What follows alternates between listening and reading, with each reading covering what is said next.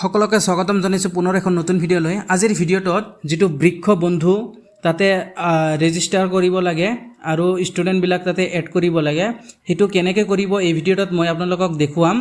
আৰু এইটো যিটো লিংক আছে আপোনালোকে ডিছক্ৰিপশ্যনত পাই যাব বা কমেণ্টতো, যদি প্ৰথম কমেণ্টত লিংকটো পাই যাব, তাতেও আপোনালোকে লিংকটোত ক্লিক কৰিব পাৰিব বা ভিডিঅ'টোত যিটো দেখুৱাইছে সেই লিংক মানে সেনেকৈ টাইপ কৰি আপোনালোকে ৱেবছাইটত যাব পাৰিব। আপোনালোকে যিকোনো ব্ৰাউজাৰ ইউজ কৰিব পাৰিব। মই ইয়াতে গুগল ব্ৰাউজাৰ ইউজ কৰিছোঁ।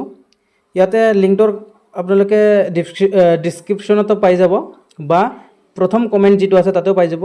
আৰু যদি মেনুৱেলি আপোনালোকে কৰিব খোজে তেনেহ'লে আপোনালোকে কি কৰিব, HTTPS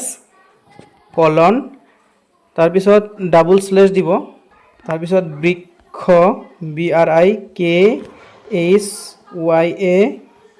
BANDASU.assam.state state data একেলগে CENTER.IN সাৰ্চ কৰি দিব। সাৰ্চ কৰি দিয়াৰ পিছত আপোনালোকৰ এনেকুৱা ইণ্টাৰফেচ এটা পাব। ইয়াতে প্ৰথমতে আপোনালোকে কৰ্নাৰত দেখা পাইছে যে লগইনত ক্লিক কৰি দিব। লগইনত ক্লিক কৰি দিয়াৰ পিছত ইয়াতে বহুকেইটা অপশ্যন পাব, যে institution login, student login, official login. প্ৰথমতে আপোনালোকে কি কৰিব লাগিব, যে ইনষ্টিটিউশ্যন যিটো লগইন আছে তাতে লগইন কৰিব লাগিব। ইউজাৰ নেমত আপোনালোকৰ যিটো ডাইচ কোড হয়, ইউডাইচ কোড, সেই ডাইচ কোডটো দিব লাগিব। আৰু পাছপোৰ্ট যিটো আছে সেই পাছপোৰ্টত আপোনালোকৰ বৃক্ষ বন্ধু মানে যিটো স্মল লেটাৰ আছে BRIKSYABANDHU এইখিনি দিব লাগিব। তাৰপিছত যিটো কেপচা আছে সেইটো এণ্টাৰ কৰি ফিল আপ কৰিব। মই ইয়াতে কৰিছোঁ, যে যিটো মোৰ ইউডাইচ কোড আছে তাতে সেইটো বহালোঁ। আৰু পাছপোৰ্টত যিটো বৃক্ষ বন্ধু আছে সেইটো ইয়াতে আপোনালোকে স্ক্ৰীনত চাই ল'ব পাৰিব, সেইটো স্মল লেটাৰত বহাই দিব। তাৰপিছত কেপচা যিটো আছে একবাৰ ৰিফ্ৰেছ কৰি ল'ব। ৰিফ্ৰেছ কৰাৰ পিছত ইয়াতে যি আছে যে 2 কেপিটেল S চব কেপিটেলে থাকে, 9 M 8 আৰু 9। ইয়াৰ পিছত এইখিনি বহুৱাৰ পিছত আপোনালোকে কি কৰিব, যে যিটো লগইন অপশ্যন আছে তাতে ক্লিক কৰি দিব। যেতিয়া লগইনত ক্লিক কৰিব তাৰপিছত আপোনালোকৰ স্কুলৰ যিটো ডাশ্ববৰ্ড আছে সেইটো অ'পেন হ'ব। ইয়াতে নিজৰ স্কুলৰ নামটো দেখা পাব। লগইন ইউজাৰ ID ইয়াতে আছে, ডিষ্ট্ৰিক্ট আছে, হেড টিচাৰজনৰ নাম আছে আৰু কণ্টেক্ট আছে। তাৰপিছত আপোনালোকে কি কৰিব, ৰাইট ছাইডত যিটো গ্ৰীণ বক্সত আছে এড ষ্টুডেণ্ট, তাতে ক্লিক কৰি আপোনালোকৰ সব মানে গোটেইখিনি যিমান ষ্টুডেণ্ট আছে এণ্ট্ৰি কৰিব লাগিব।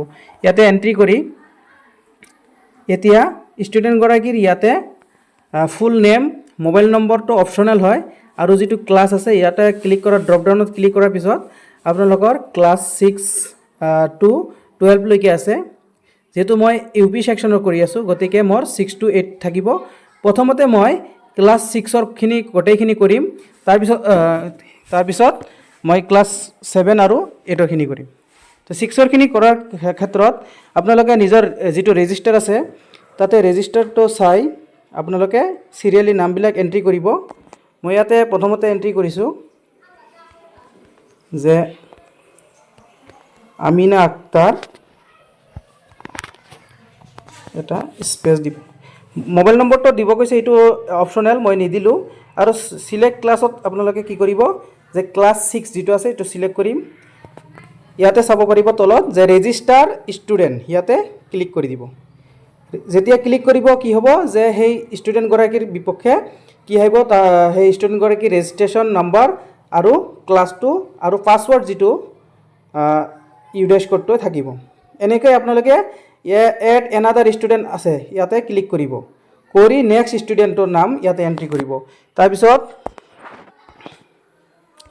যিটো ষ্টুডেণ্ট আছে সেই ষ্টুডেণ্টগৰাকীৰ নাম ইয়াতে এণ্ট্ৰি কৰিব, আঞ্জুৱাৰা খাতুন মোৰ ষ্টুডেণ্ট।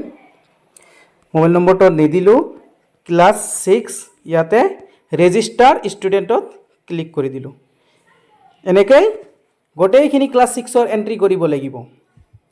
তাৰপিছত ক্লাছ 7 এনেকৈ এণ্ট্ৰি কৰিব লাগিব তেতিয়া চিলেক্ট ক্লাছটো 7 দিব যেতিয়া 7 কৰিব আৰু 8 সেকশন যেটো কি চিলেক্ট কৰি দিব এতিয়া আপোনালোকে যদি দেখিব খোজে কিমানটা কৰা হল তেনেহলে ইয়াতে যেটো আছে গো টু ষ্টুডেন্ট লিষ্ট ইয়াতে ক্লিক কৰি দিয়াৰ পিছত যিমানখিনি ষ্টুডেন্ট আপোনালোকৰ কৰা হল এইখিনি ষ্টুডেন্টৰ কি থাকিব নেম থাকিব ৰেজিষ্ট্ৰেচন নম্বৰ থাকিব ক্লাছ আৰু পাছত যেতিয়া কি কৰিব লাগিব যে এইখিনি আপোনালোকৰ ষ্টুডেন্টক দিব লাগিব বা নিজেও যদি আপোনালোক কৰে কৰিব পাৰিব এটো কেনেকৈ কৰিব ইয়াতে অপচন এটা আছে চাব যে প্লান্টেশন তাতে আপলোড এতিয়া সেই অপচনটো খল খোৱা নাই ইয়াতে চাব পাৰিব যেটো নো প্লান্টেশন এভিডেন্স আপলোডেড ইয়াত প্লান্টেশন আপলোডেড আপলোডস আর কারেন্টলি ডিজেবল এতিয়ালৈকে এটো ডিজেবল হৈ আছে যেতিয়া অপচনটো খুলি দিব তেতিয়া আপোনালোকে ইয়াতে প্লান্টেশনৰ ফটোবিলাক আপলোড কৰিব পাৰিব আৰু যেতিয়া ষ্টুডেন্টৰ কৰিব তেতিয়া কি কৰিব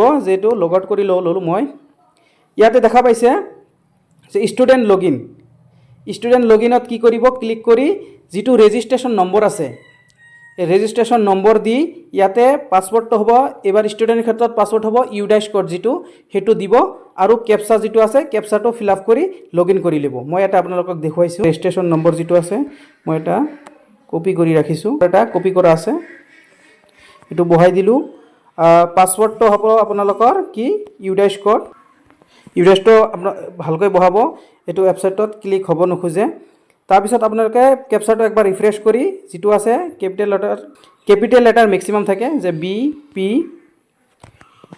4 এফ এল ইউ তাৰপিছত আপোনালোকে লগইনত ক্লিক কৰি দিব লগইনত ক্লিক কৰি দিয়াৰ পিছত যেটো ষ্টুডেন্টৰ আপোনালোকে ৰেজিষ্ট্ৰেচন নম্বৰটো দি লগইন কৰিব সেই ষ্টুডেন্ট গৰাকীৰ নাম ডিটেইলছ সব ইয়াতে শো হ'ব ইয়াতে ডাউনলোড সাৰ্টিফিকেট যেটো সাৰ্টিফিকেট ডাউনলোড হ'ব হিটু এতিয়ালৈকে খল খোৱা নাই আপোনালোকৰ যেতিয়া এভেইলেবল হৈ যাব মই আপোনালোকক এটা ভিডিও বনাই দিম যে কেনেকৈ আপলোড কৰিব লাগিব যে আপলোড কৰি তাৰ পিছত আপলোড দুটা ফটো আপলোড কৰাৰ পিছত ইয়াতে আপোনালোকৰ কি যে যেটো বৃক্ষবন্ধুৰ সাৰ্টিফিকেট হয় হিটু ইয়াত পৰা ডাউনলোড কৰিব লাগিব ডাউনলোড কৰিব পাৰিব নেক্সট এতিয়া মই আপোনালোকক দেখুৱাইছো তে যদি আপোনালোকে লগইন কৰাৰ আগতে যদি ইউজাৰ মেনুৱেল চাই ইয়াতে যে ইউজাৰ মেনুৱেল পাব কেনেকৈ লগইন কৰিব পাৰিব ইয়াতে এই পিডিএফটো গটেখিনি ওপেন কৰাৰ পিছত গটেখিনি ইউজাৰ মেনুৱেল আছে কিবা প্ৰবলেম হ'ব তাতে আছে ইয়াতে যদি আপোনালোকক ফ্ৰিকুৱেন্টলি আস্কড কোৱেশ্চন